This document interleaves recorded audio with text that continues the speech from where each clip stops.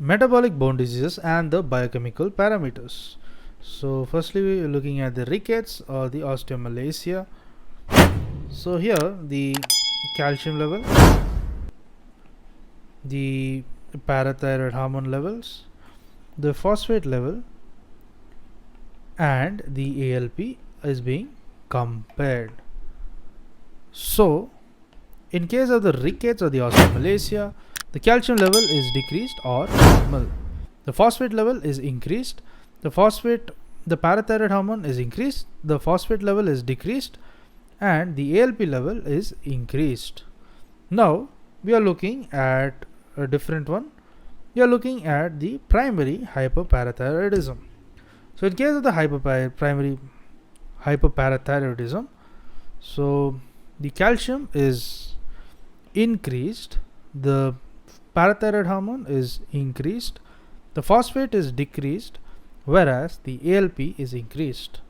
So everything is increased except the phosphate. Next, we are looking at the secondary hyperparathyroidism. In secondary hyperthyroidism, there is an increase in the three parameters, that's parathyroid hormone, the phosphate and the ACP. The only place where there's decrease is in the calcium.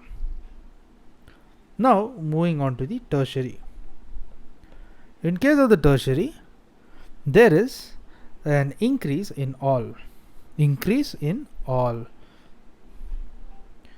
Now we are looking at the osteoporosis. In case of the osteoporosis, it is normal throughout. And looking at the Paget's disease. In case of the Paget's disease, it is normal throughout, but in case of the ALP may be increased. Next, looking at the osteopetrosis. In case of the osteopetrosis, what is seen is it is decreased and normal, it is increased and normal, it is decreased and normal.